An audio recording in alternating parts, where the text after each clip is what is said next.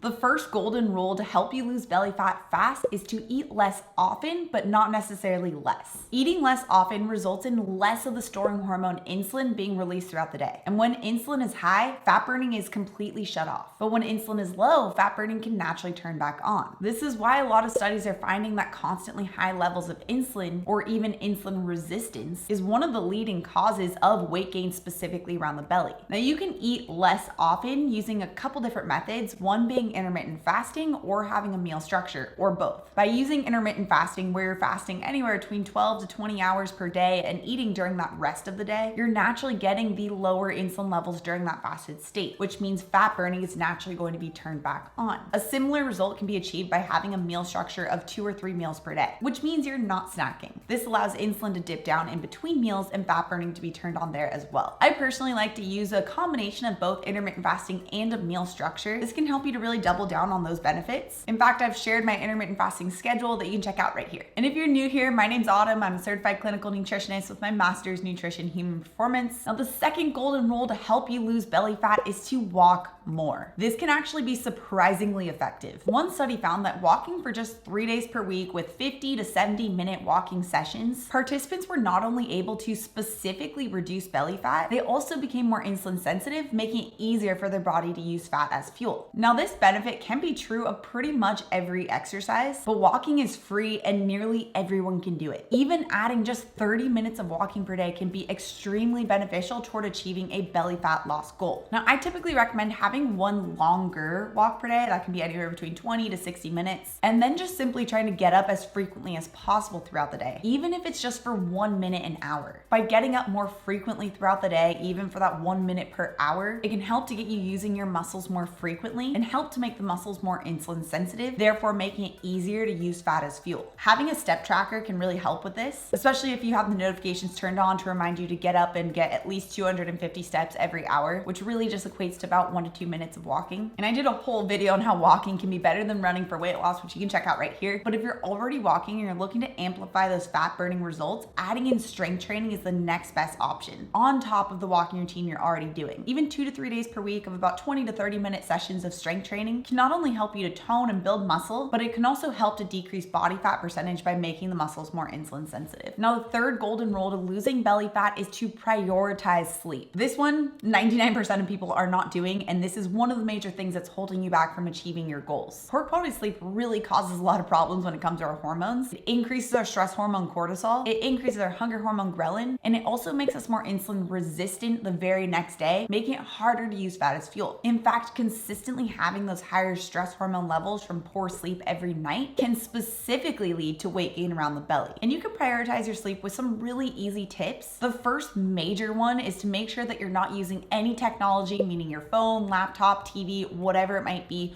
1 hour before bed. This allows your sleep hormone melatonin to naturally increase and help improve the quality of your sleep. Another huge strategy is to make sure that you're not having alcohol at least 1 hour before bed, or even decreasing the amount of alcohol you're having per week. Alcohol might make you feel sleepy, but it can really have negative effects on the quality of your sleep. And one more really simple tip to prioritize your sleep is to try and not eat 1 to 2 hours before bed. Going to sleep on a full stomach can also decrease the quality of your sleep. So even just by using an intermittent fasting routine, you're inherently going to have about that 1 to 2 hour buffer before bed. Now, clearly intermittent fasting has some really great downstream effects on achieving that weight loss goal. So if you're wondering how long intermittent fasting takes to work, you can check out this video next. Also, if you're new to my channel and you love this science-backed information, make sure you subscribe right here. Come out new videos every Tuesday and Thursday. All right, guys, thanks so much for tuning in, and I'll see you in my next video.